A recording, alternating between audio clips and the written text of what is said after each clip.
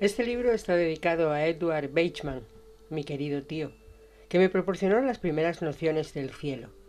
Todos los años, en torno a la mesa de la cena de Acción de Gracias, hablaba de una noche en el hospital en que se despertó y vio las almas de sus difuntos más queridos sentadas en el borde de la cama, esperándole. Nunca he olvidado esa historia y nunca le he olvidado a él. Todo el mundo tiene una idea del cielo, como pasa en la mayoría de las religiones, y todas ellas deben ser respetadas. La versión que se ofrece aquí solo es una suposición, un deseo en ciertos aspectos que a mi tío y a otros como él, personas que no se sentían importantes aquí en la tierra, les hizo darse cuenta al final de lo mucho que contaban y de cuánto se les quiso. Este relato es sobre un hombre que se llamaba Eddie y empieza por el final, con Eddie muriendo al sol. Puede parecer raro que un relato empiece por el final, pero todos los finales son también comienzos. Lo que pasa es que no lo sabemos en su momento. La última hora de la vida de Eddie transcurrió como la mayoría de las de los demás, en el Ruby Pier, un parque de atracciones junto a un océano gris. El parque tenía las atracciones habituales, una pasarela de madera, una noria, montañas rusas, autos de choque, un puesto de golosinas y una galería donde uno podía disparar chorros de agua a la boca de un payaso. También tenía una nueva atracción que se llamaba la caída libre, y sería ahí donde moriría Eddie, en un accidente que aparecería en los periódicos del estado. En el momento de su muerte, Eddie era un viejo rechoncho de pelo blanco, con el cuello corto, pecho abombado, antebrazos gruesos y un tatuaje medio borrado del ejército en el hombro derecho. Sus piernas ya eran delgadas y con venas, y la rodilla izquierda, herida durante la guerra, la tenía destrozada por la artritis. Usaba un bastón para caminar. Su cara era ancha y estrecha. Estaba curtida por el sol, con unas patillas blanquecinas y una mandíbula inferior que sobresalía ligeramente y le hacía parecer más orgulloso de lo que se sentía. Llevaba un pitillo detrás de la oreja izquierda y un aro con llaves colgado en el cinturón. Calzaba unos zapatos de suela de goma y en la cabeza llevaba una vieja gorra de lino. Su uniforme marrón claro era como el de un obrero, y eso era él, un obrero. El trabajo de Eddie consistía en el mantenimiento de las atracciones, lo que en realidad significaba atender a su seguridad. Todas las tardes recorría el parque, comprobaba cada atracción, desde el remolino supersónico al tobogán acuático. Buscaba tablas rotas, tornillos flojos, acero gastado. A veces se detenía con los ojos vidriosos y la gente que pasaba creía que iba mal algo. Pero él simplemente escuchaba, solo eso. Después de todos aquellos años era capaz de oír los problemas, decía, en los chisporreteos y farfulleos y en el matriqueo de las máquinas. Cuando le quedaban 50 minutos de vida en la Tierra, Eddie dio el último paseo por el Ruby Pier. Adelantó a una pareja mayor. «Buenas», murmuró tocándose la gorra. Ellos asintieron con la cabeza educadamente. Los clientes conocían a Eddie, por lo menos los habituales, les veían verano tras verano, una de esas caras que uno asocia con un sitio. En el pecho de la camisa de trabajo llevaba una etiqueta en la que se leía Eddie, encima de la palabra mantenimiento. Y a veces le decían «¡Hola, Eddie Mantenimiento!», pero él nunca le encontraba la gracia. Hoy resulta que era el cumpleaños de Eddie, 83 años. Un médico la semana anterior le había dicho que tenía herpes. ¿Herpes? Eddie ni siquiera sabía lo que era. Antes tenía fuerza suficiente para levantar un caballo del carrusel con cada brazo. Eso fue hacía ya mucho tiempo. 40 minutos hasta su muerte. «¡Eddie, llévame! ¡Eddie, llévame!». Eddie se abrió paso hasta el principio de la cola de la montaña rusa. Al menos una vez por semana se subía a cada atracción. Así se aseguraba de que los frenos y la dirección funcionaban bien. Hoy le tocaba a la montaña rusa fantasma la llamaban, y los niños que conocían a Eddie gritaban para que los subiese en la vagoneta con él. A Eddie le gustaban los niños, no los quinceañeros. Los quinceañeros le daban dolor de cabeza. Con los años, Eddie imaginaba que había visto a todos los quinceañeros vagos y liosos que existían. Pero los niños eran diferentes. Los niños miraban a Eddie, que con su mandíbula inferior saliente siempre parecía que estaba sonriendo como un delfín, y confiaban en él. Les atraía igual que a unas manos frías el fuego. Se le sujetaban a las piernas, jugaban con sus llaves. Eddie solía limitarse a gruñir. No hablaba nunca demasiado. Imaginaba que les gustaba porque nunca hablaba mucho. Ahora Eddie dio un golpecito a dos niños que llevaban puestas las gorras de béisbol con la visera al revés. Los pequeños corrieron a la vagoneta y se dejaron caer dentro. Eddie le entregó el bastón al encargado de la atracción y se acomodó poco a poco entre los dos. ¡Allá vamos! ¡Allá vamos!, chilló un niño, mientras el otro se pasaba el brazo de Eddie por encima del hombro. Eddie bajó la barra de seguridad ¡clac, clac, clac, clac! Y se fueron para arriba. Corría una historia sobre Eddie. Cuando era chaval y vivía junto a ese mismo parque, tuvo una pelea callejera. 5 chicos de la avenida Pitkin habían acorralado a su hermano Joe y estaban a punto de darle una paliza. Eddie estaba una manzana más allá, en un puesto tomando un sándwich. Oyó gritar a su hermano y corrió hasta la calleja. Agarró la tapa de un cubo de basura y mandó a 2 chicos al hospital. Después de eso, Joe pasó meses sin hablarle. Estaba avergonzado. Él era mayor, había nacido antes, pero fue Eddie quien le había defendido.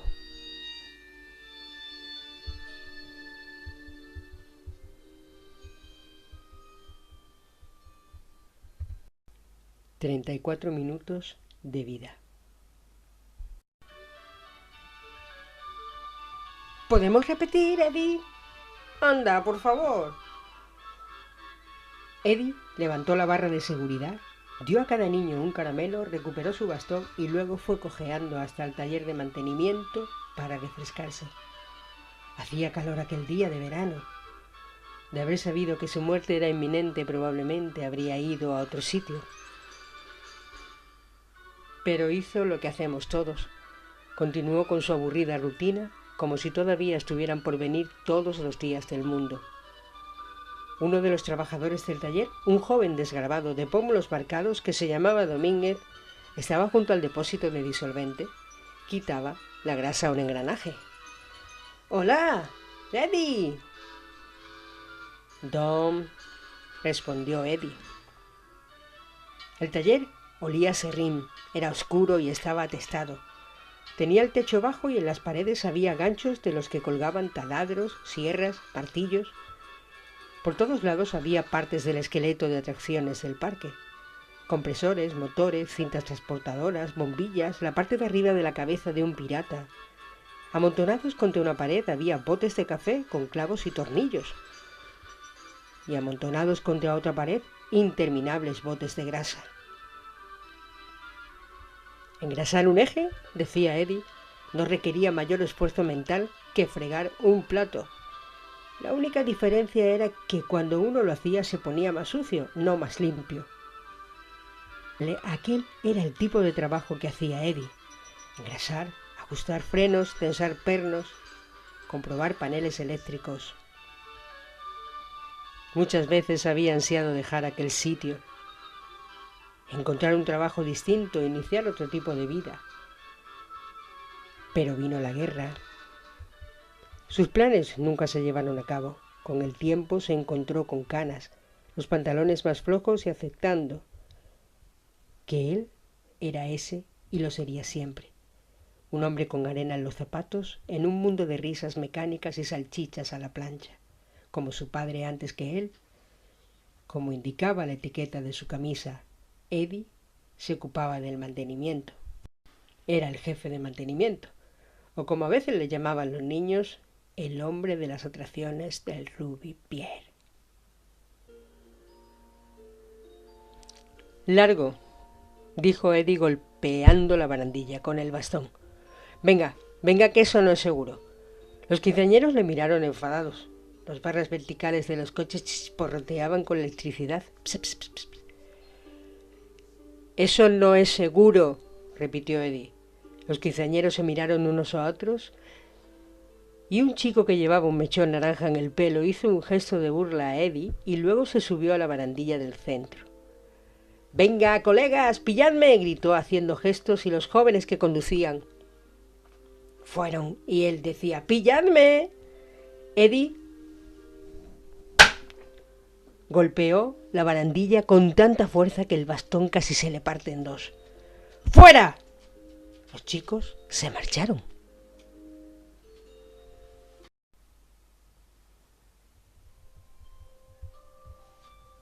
Corría otra historia sobre Eddie. Cuando era soldado, entró en combate numerosas veces. Había sido muy valiente e incluso ganó medalla. Pero hacia el final de su tiempo de servicio se peleó con uno de sus propios hombres. Así fue como hirieron a Eddie. Nadie sabía qué le pasó al otro tipo. Nadie lo preguntó. Cuando le quedaban 19 minutos en la tierra, Eddie se sentó por última vez en una vieja silla de playa de aluminio, con sus cortos y musculosos brazos cruzados en el pecho como las aletas de una foca.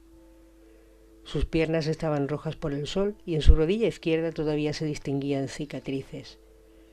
La verdad es que gran parte del cuerpo de Eddie sugería que había sobrevivido a algún enfrentamiento. Sus dedos estaban doblados en ángulos imposibles debido a numerosas fracturas y originadas por maquinarias variadas. Le habían roto la nariz varias veces en lo que él llamaba peleas de bar.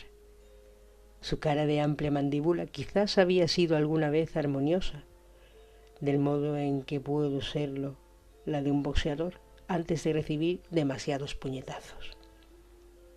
Ahora Eddie solo parecía cansado. Aquel era su puesto habitual en la pasarela del Ruby Pier, detrás de la liebre, que en la década de 1980 fue el rayo, que en la de 1970 fue la anguila de acero, que en la de 1960 fue el pirulí saltarín, que en la de 1950 fue Love en la noche y que antes de eso fue la pista de baile Polvo de Estrellas, que fue donde Eddie conoció a Margarita.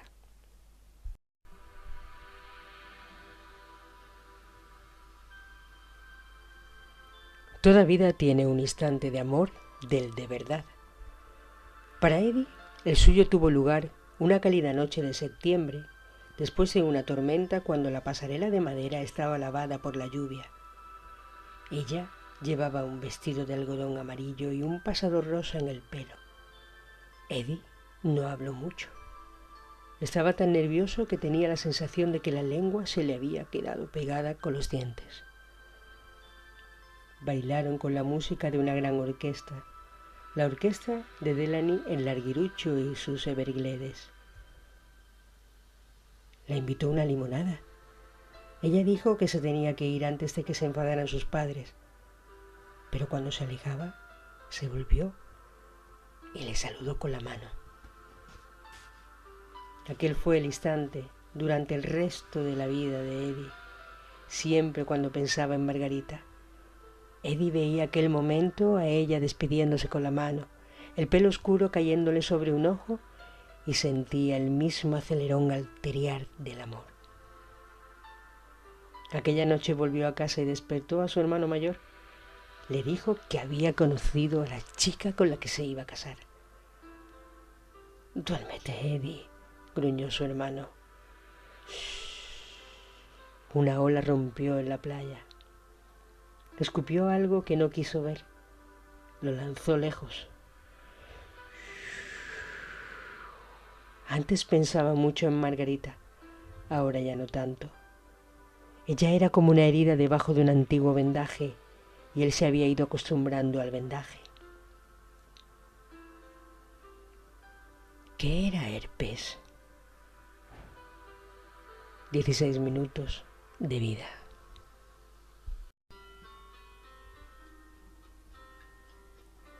Ninguna historia encaja por sí sola. A veces las historias se tocan en los bordes y otras veces se tapan completamente una a otra, como piedras debajo de un río. El final de la historia de Eddie quedó afectado por otra historia, aparentemente inocente.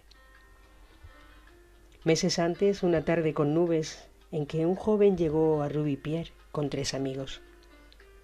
El joven, que se llamaba Nicky, acababa de empezar a conducir y todavía no se sentía cómodo llevando su llavero. De modo que sacó únicamente la llave del coche y se la guardó en el bolsillo de la chaqueta. Luego se ató la chaqueta a la cintura. Durante las horas siguientes, él y sus amigos se subieron a todas las atracciones más rápidas. El halcón volador, el amerizaje, la caída libre, la montaña rusa, fantasma. ¡Sin manos!, gritó uno de ellos. Alzaron las manos al aire. Más tarde, cuando había oscurecido, volvieron al aparcamiento, agotados y entre risas, tomando cervezas que llevaban dentro de bolsas de papel de estraza.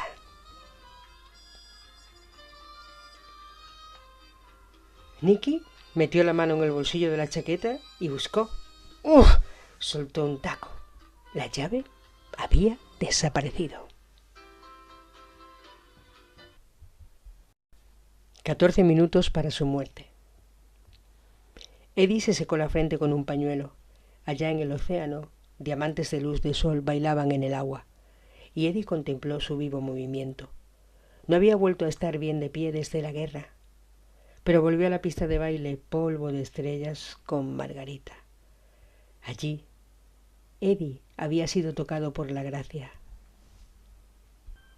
Cerró los ojos y se abandonó a la evocación de la canción que les había unido, la de Judy Garland, la que cantaba en aquella película. Se mezclaba dentro de su cabeza con la cacofonía de las olas rompiendo y los niños gritando en las atracciones. Hiciste que te amara. Yo no quería.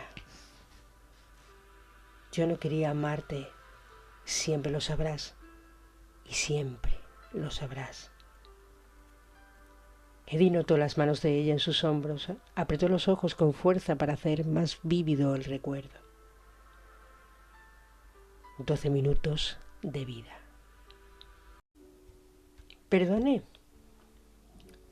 Una niña, puede que de unos 8 años, estaba de pie delante de él, tapándole el sol. Tenía rizos rubios y llevaba sandalias, unos vaqueros cortados y una camiseta verde lima que llevaba un pato de dibujos animados en la parte de delante. Amy, pensó que se llamaba. ¿Amy o Annie? Había estado por allí muchas veces aquel verano, aunque Eddie nunca vio a una madre o a un padre. «Perdone», repitió la niña. «¿Eddie mantenimiento?» «Solo Eddie», dijo. «¿Eddie? ¿Sí? ¿Puede hacerme...?» Unió las manos como si rezara. «Vamos, niña, que no tengo todo el día. ¿Puede hacerme un animal? ¿Puede?» Eddie alzó la vista como si tuviera que pensarlo. Luego se buscó en el bolsillo de la camisa y sacó 3 limpiapipas amarillos que llevaba con él en un objetivo. «¡Qué bien!», dijo la niña, dando palmadas. Eddie empezó a retorcer los limpiapipas. «¿Dónde están tus padres? Montando en las atracciones. ¿Sin ti?» La niña se encogió de hombros. «Mamá está con su novio».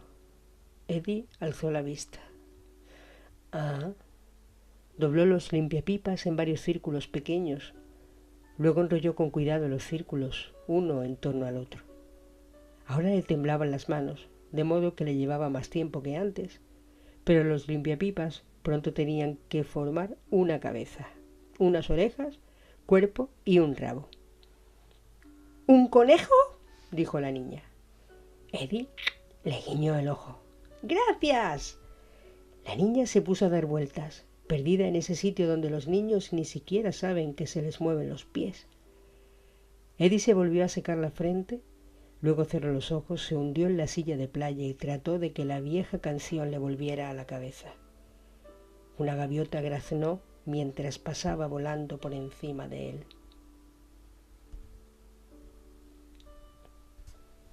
¿Cómo eligen las personas sus últimas palabras? ¿Se dan cuenta de su importancia?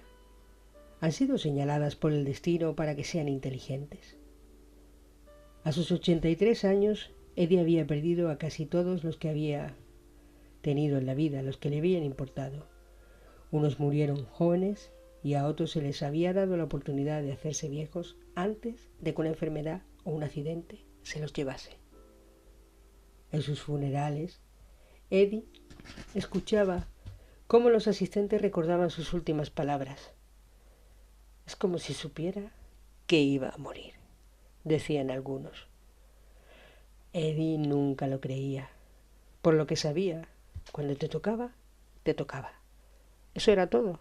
Podías decir algo inteligente al irte, pero también era posible que dijeras algo estúpido.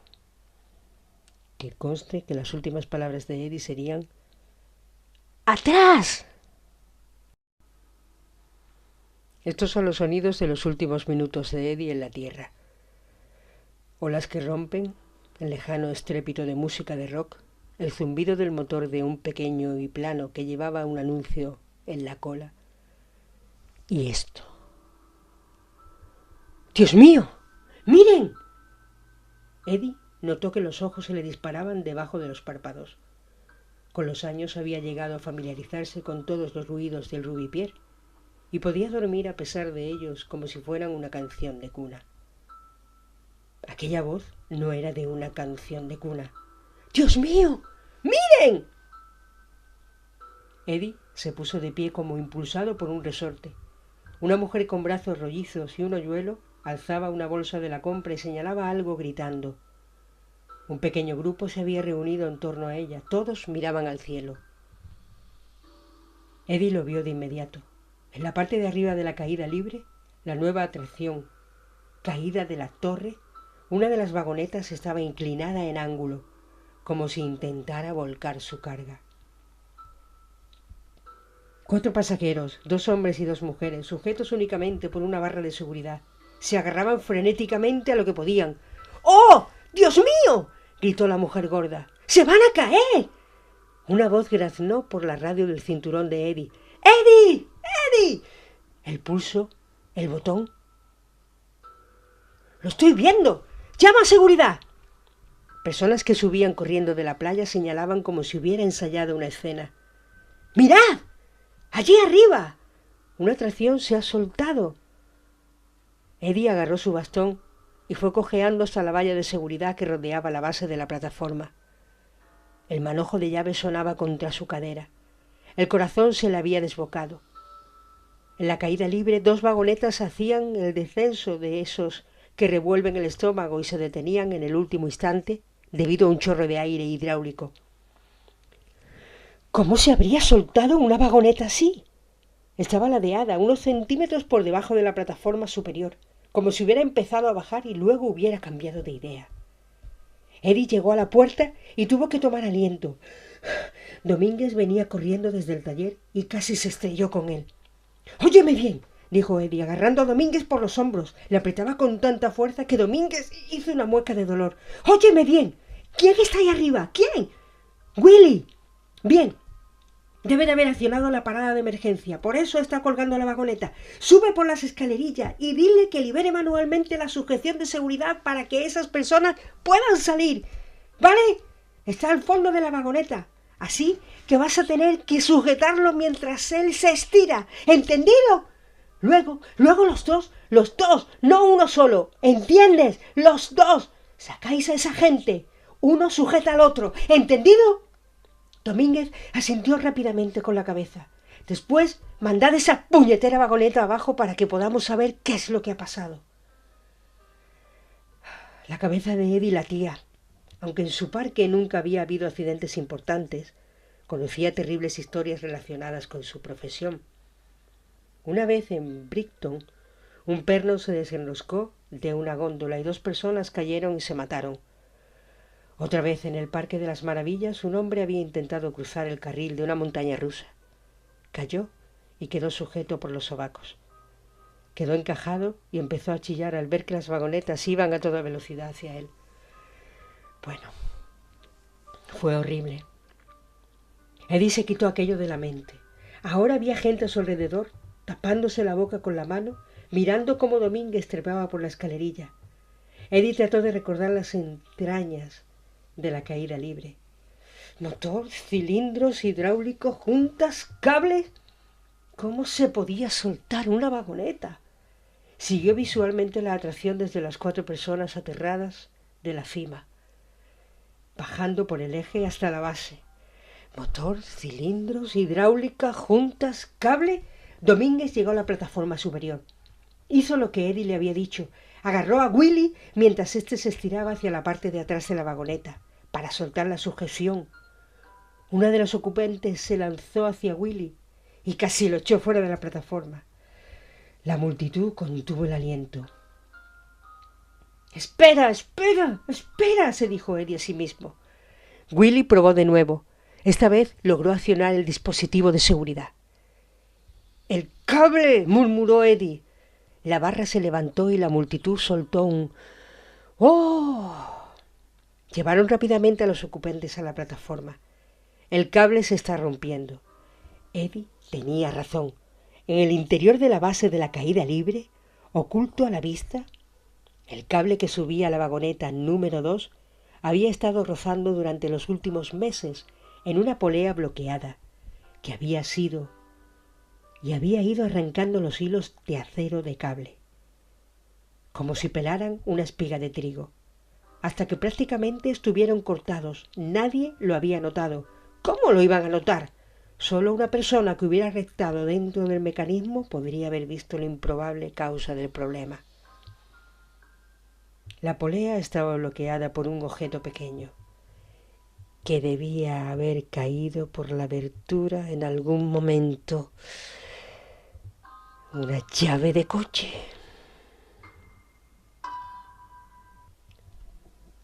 «¡No sueltes la vagoneta!», gritó Eddie. Hacía gestos con la mano. «¡Oye! ¡Oye! ¡Es el cable! ¡No sueltes la vagoneta! ¡Se partirá!». La multitud apagó su voz, vitoreaba enfebrecida mientras Willy y Domínguez descargaban el último ocupante. Los 4 estaban ya a salvo. Se abrazaban encima de la plataforma. «¡Don! ¡Willy!», gritaba Eddie. Una persona chocó contra la cintura tirando el walkie-talkie al suelo.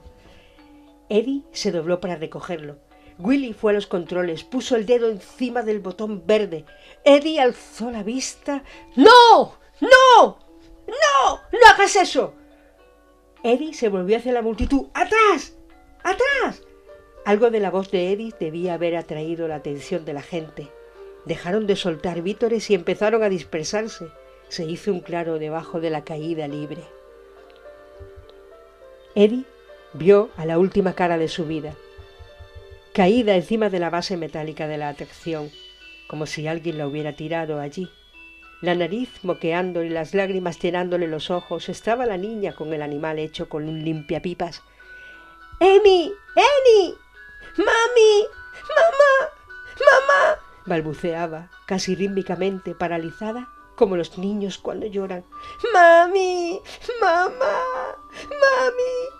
La mirada de Eddie saltó de ella a las vagonetas. ¿Tenía tiempo? Ella y las vagonetas. ¡Bum! Demasiado tarde. Las vagonetas caían. «Dios santo, ha soltado el freno». Para Eddie todo sucedió como a cámara lenta.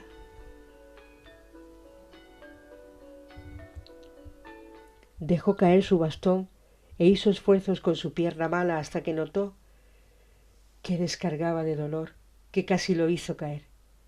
Un gran paso, otro paso, dentro de la caja de la caída libre, se rompió el último hilo del cable y destrozó la conducción hidráulica. La vagoneta número 2 ahora caía como un peso muerto.